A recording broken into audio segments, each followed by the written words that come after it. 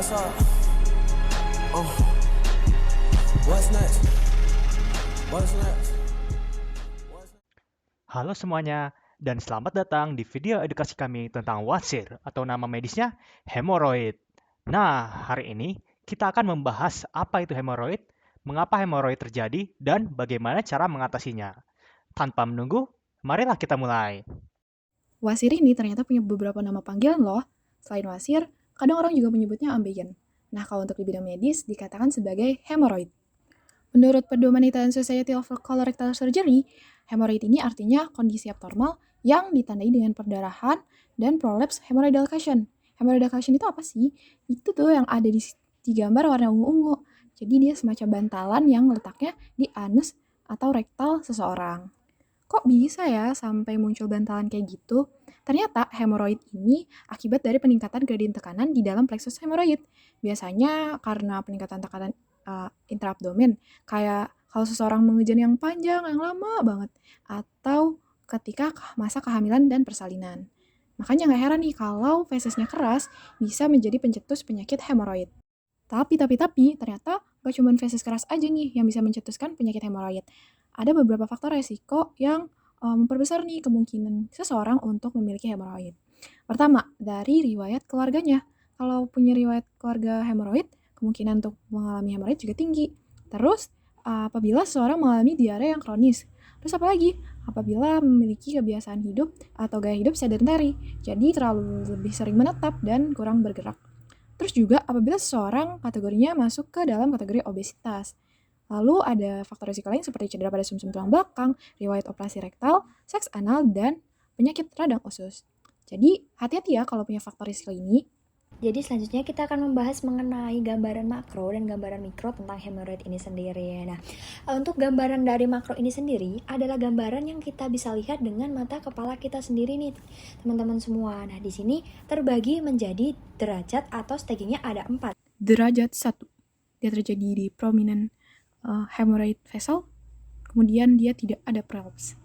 Derajat 2, dia dapat menonjol atau mengalami prolapse lewat kanalis-analis saat kita mengejan ringan, tapi dia bisa masuk kembali nih secara spontan. Kemudian derajat 3. Nah, pada derajat ini, hemoroid akan menonjol saat mengejan dan harus didorong kembali setelah defekasi atau buang air besar. Last but not least, derajat 4. Ini terjadi ketika hemoroid yang menonjol atau prolapse keluar ini tidak dapat didorong kembali dan tidak masuk kembali atau direposisi ke semula.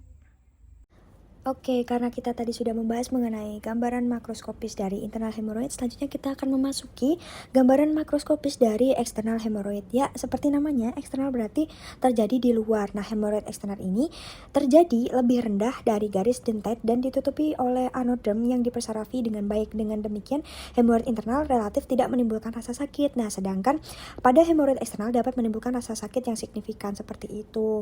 Nah, selanjutnya cantik sekali gambarannya di sini bisa kita lihat berwarna pink. Untuk gambaran mikroskopinya ini kita lihat melalui mikroskop. Di sini dapat kita jumpai seperti adanya jaringan anorektal. Nah, ini menunjukkan adanya dilatasi atau pelebaran dari vena-vena yang dilapisi oleh endotel. Nah, di sini di antara stroma yang sembab-sembab ini di bawah epitel berlapis gepeng dan epitel berlapis silindris seperti itu. Nah, kemudian di sini vena-vena yang mengalami dilatasi ini terkadang dia ini terisi trombus-trombus yang terorganisasi atau sudah terstruktur yang berisi eritrosit juga. Nah, kemudian juga di antara vena-vena yang telah terdilatasi ini ditemukan adanya sel radang kronis. Patofisiologi hemoroid atau wasir. Hemoroid atau wasir diakibatkan oleh beberapa faktor risiko. Salah satu faktor risiko yang terjadi adalah usia. Semakin meningkatnya usia seorang manusia, maka semakin menurunnya juga elastisitas pembuluh darah dan juga elastisitas organ-organ yang ada pada tubuh manusia itu sendiri. Lalu, terdapatnya faktor genetik, di mana faktor genetik bermain pada elastisitas dari pembuluh darah maupun elastisitas kolon yang terjadi pada tubuh manusia.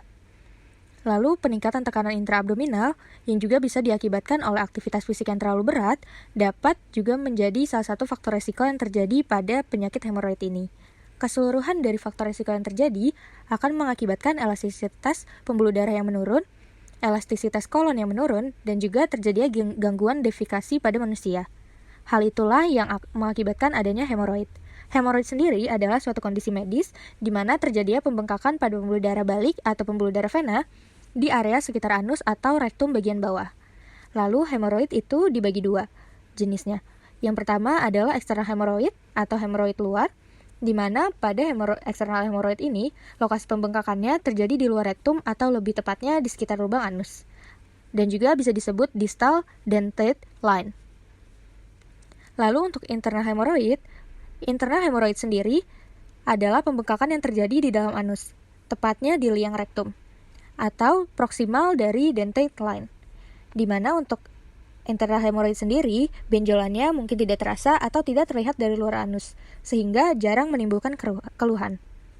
Hemoroid sendiri dapat mengakibatkan adanya inflamasi, di mana reaksi inflamasi sendiri akan meningkatkan metabolisme dari asam arakidonat yang akan menghasilkan prostaglandin, di mana prostaglandin ini yang akan menyebabkan nyeri, edema, dan panas yang dirasakan oleh pasien penderita hemoroid. Lalu, hemoroid sendiri akan mengakibatkan peningkatan sekresi kelenjar sebaceus yang ada pada anal dan juga sekitarnya, di mana hal itu akan mendapatkan peningkatan sekresi mukus yang akan berakibat pada gatal yang dirasakan pasien, serta iritasi perianal pada anal pasien. Setelah itu, hemoroid sendiri terdapatnya ruptur dari vaskularisasi dikarenakan oleh gangguan defekasi dan juga elastisitas pembuluh darah yang menurun yang akhirnya menyebabkan ruptur. Hal inilah yang akan berujung pada rectal bleeding yang dirasakan oleh pasien, sehingga terkadang pasien merasakan buang air besar disertai dengan darah. Gejala klinis hemoroid pertama keluar darah segar ketika buang air besar, kedua keluarnya lendir, kemudian terasa gatal, adanya prolaps jaringan dan juga anemia berat yang biasanya terjadi pada perdarahan berulang. Kemudian untuk tata laksananya pertama adalah laktulosa. Ini merupakan derivat disakarida dari laktosa untuk mengobati sembelit dan juga ensefalopati sistemik portal. Laktulosa ini sering digunakan sebagai obat pencahar. Kontraindikasinya penderita galaktosemia, penderita diabetes dan juga ibu hamil.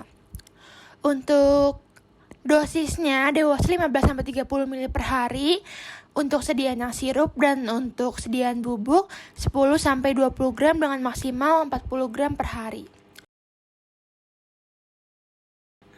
Yang pertama ada rubber band ligation, kemudian sclerotherapy, infrared photocoagulation.